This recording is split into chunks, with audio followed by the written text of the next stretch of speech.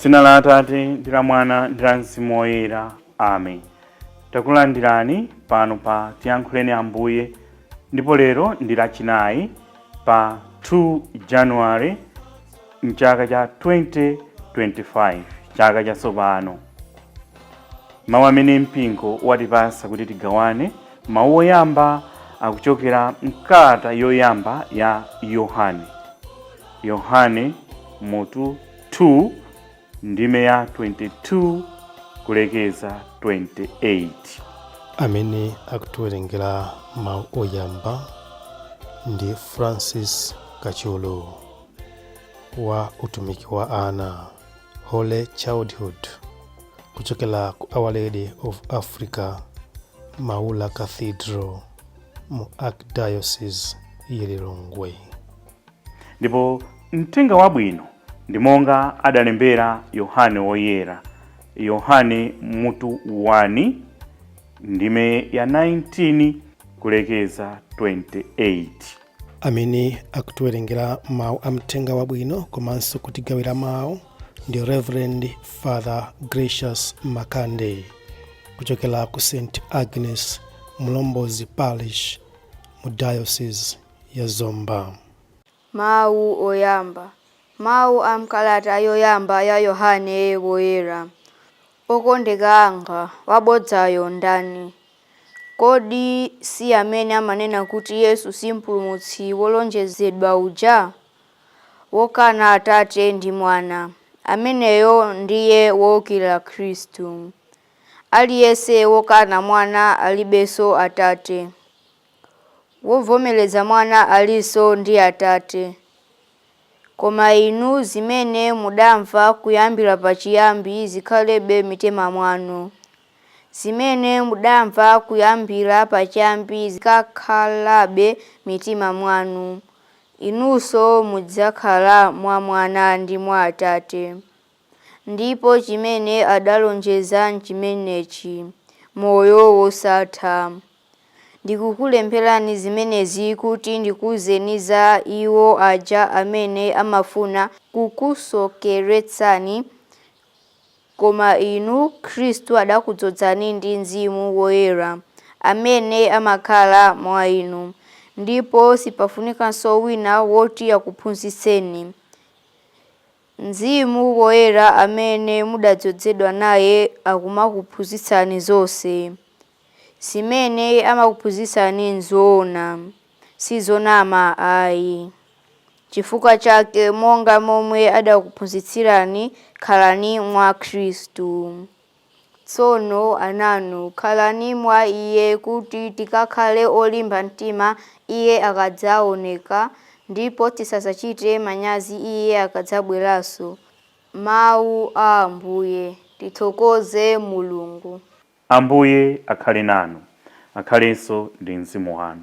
Mthenga Woyera monga adalembera Yohane. Ulemu kwa inu Ambuye. Nthawi ina akuluakulu a Ayuda a ku Yerusalemu adatuma ansembe ndi Alevi ena kukamfunsa Yohane kuti, kodi iwe ndiwe yani? Iye adayankha mosabisa konse, adanenesa ndithu kuti, inetu sindine mpulumutsi wolonjezedwa uja. Ayi. Adamfunsanso kuti, nanga ndiwe yani? Ndiwe Eliya kodi?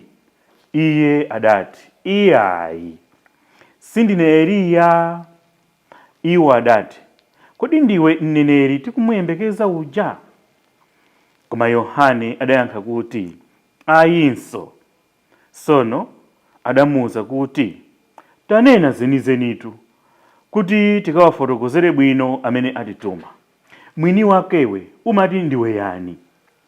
Yohane adawayankha kuti, monga adanenera mneneri Yesaya, ine ndine liwu la munthu wofuwula m'chipululu, akunena kuti, ongolani msewu wozera mwa Ambuye. Anthu aja adawatuma ndi Afarisi. Sono adamfunsa Yohane kuti, ngati sindiwe mpulumutsi wolonjezedwa uja, kapena Eliya, kapenanso mneneri tikumuyembekeza uja, nanga bwanji umabatiza? Yohane adawayankha kuti, ine ndimabatiza ndi madzi, koma pakati panu pali wina amene inu simukunziwa. Iyeyu ngobwera pambuyo panga, komabe sindili woyenera ngakhale kumasula zingwe za nsapato zake. Zimenezi zidachitikira ku Betaniya, kusidya kwa mtsinje wa Yorodani, kumene Yohane ankabatiza. Mthenga wa Ambuye. Ulemu kwa inu Ambuye Yesu Khristu. Bale anga okondeka mwa Ambuye, lero mpingo watipasa mawu, ndipo mawu oyamba amene tawerenga kuchokera mkalata yoyamba ya Yohane akunena kuti, okondeka anga, wabodzayo ndani? Yohane akufunsa mkalata yake mene, kodi si amene amanena kuti Yesu si mpulumutsi wolonjezedwa uja, wokana Atate ndi Mwana, ameneyo ndiye wowukira Khristu. Choncho wabodza ndi amene amakana Khristu. Bodza, monga ndinanena tsiku lina, kunena kuti bodza ndikunena china, komanso nthawi yomweyo kumachita zosemphana ndi zomwe munthu wanena zija. Limenelo ndiye limakhala bodza. Mawu alero akutipempha kuti ndimafuna mwapadera tione malonjezo amene inu ndine tinawachita m'masakramenti amene tidalandira. Aliyense poyambirira amalowa mbumba ya Mulungu kudzera mu sakramenti la ubatizo, ngakhale malamulo ampingo akuvomereza ndi kusindika zimenezi pa lamulo namba 96, kuti munthu aliyense amalowa mbumba ya Mulungu kudzera mu sakramenti la ubatizo. Kuti pa ubatizo inu ndine tinalonjeza kuti tizakana Satana, ntchito zake ndi manyengero ake wonse. Choncho ife amene tili a Khristu tinasanduka a Khristu chifukwa tinalandira ubatizo. Ndi ubatizo umene unatisandutsa ife kuti tichulire kuti a Khristu. Ndipo pa ubatizo pa tinalonjeza kuti tizamukana Satana, tizakana ntchito zake, tizakananso manyengero ake. Kodi funso nkumanena kuti zimene inu ndine timachita ngati a Khristu zimasonyeza adi kuti tinamukana Satana, timakananso manyengero ake, timakana ntchito zake? Ndi pakamwa timanena, koma kuona zochitika zathu zimachita kuonesa poyera kuti ife timalonjeza kuti tizakhala m'bale wake wa Satana ndi kuchita ntchito za usatanazo. Tizimvere chisoni pamenepo kuti kodi lonjezo limene tinalichita pa ubatizo timalikwaniritsa? Kachiwiri, ena mwa inu munazipereka mu sakramenti la ukwati. Ndiye akunena atu kuti wabodzayo ndani? Kodi lero ndi angati amene akukhala m'moyo wa banja lodalisa la ulemu, komano akukhalamo ndi choona? Ena akumadalisa ukwati ndi bodza. Ndipo bodza lambiri kumaoneka mwachisanzo pa foni. Zimakhala zovuta leroli kuwauza makapoza amene akubwera mwachisanzo, munthu watengana ndi nsikana kunena kuti bambo mudalise banja lathuli. Kuwauza awiriwo kunena kuti ngati mukutengana leroli kuti mupange banja lodalisa, bwanji musinthane mafoni kapena musinthane masimu kadi. Ambiri sakuchivomera mpang'ono pomwe. Chifukwa chani? Maukwati ambiri lero akutha kuzera mukusakhulupirika, kuzera mu bodza limene limazera pa foni. Ena mwa ife, mwachisanzo ine ndi anzanga, tinalandira sakramenti la ukulu. Kodi malonjezo amoyo umene tidawulonjeza, tidawulowa, timawakwaniritsa ngati ansembe? Ndipo ena analonjeza mmoyo wachipani, kukhala mzipani za mumpingo. Sindikukamba zipani za ndale, zipani za ndale ndi bodzalo ndi kudya kwawo, koma ndikukamba moyo okhala mu zipani za mumpingo. Ndipo polowa mu chipani cha mumpingo timalonjeza kukhulupirika ku moyo umene tikuwulumbirawo. Pali zinthu zitatu zazikulu zimene timalonjeza: chastity kapena kuti celibacy, poverty komanso obedience. Chastity kapena celibacy ndi kukhala moyo wozilesa kuchina chilichonse chokhuzana banja. Ndi angati aife amene tili okhulupirika ku lonjezo limeneli. Lero tiyeni tisinkhesinkhe zimenezo ndi kumpempha Mulungu kuti atithandize kukhala okhulupirika pa malonjezo amene tinawachita. Moyo wosauka, poverty, ndi angati amene tikukhala moyo umenewu pena kumasirira china chilichonse chochitika mdziko ufuna munthu ukhale nawo china chilichonse, koma pali zina zimene zimakhala luxury, izo zosasoyekera kuti you can do without them. Ndife osauka moona kapena ayi? Inu ndine tizifunse chifukwa malonjezo timachita ndife, ndipo posiriza timapereka lonjezo la kumvera, obedience, ndipo tikuziwa ife kuti choposa zonsezi ndicho kumverako. Obedience imene makhala kumapeto ndime chili chofunikira kwambiri mwa malonjezo onse amene timawachita. Kodi timamvera Mulungu? Kodi timamvera zimene Yesu Khristu amatipempha muchitanidwe mwathu? Kodi timamvera ma superiors athu kapena ma episcopi athu? Timawamvera? Ndife di amphawi? Ndife anthu ozilesa kuzonse? Kodi tinasiya zonse chifukwa cha zina lake? Wasiya zonse chifukwa cha zina lake? Kapena malo mosiya zonse tatengaso zonse, kupangira zonse, kuchita kuna kuchina chilichonse chimene chimakhala ndi anthu ife tachiwola, kunyulula zonse kukhala za ifeyo. Titimvere chisoni fonsa kumati kodi sindife aboza? Kodi boza ndi chani? Kulonjeza china komanso kumachita china. Ife amene tili ma superiors, intanene kuti ife chifukwa sindili nawo gulu limenelo, inu amene muli ma superiors kandi ma episcopi, tikuyenera kulemekeza ma immediate collaborators athu. Mtumiki wanji osafikirika, superior wantu ndi wanji wasankho ochita kumakondera, kukondera kumachita kuoneka kuti awa amakonda akuti asafuna kuti akuti afikire, kumachita kunena kuti mukhandi special appointment ngati mukundifunani very special. Pali zinthu zina mukuyenera kukhala omasuka ngati munthu wakufunani. Pali mwachisanzo ma episcopi ena amakhala very accommodative nthawi ina iliyonse mukawafikira utate umenewo.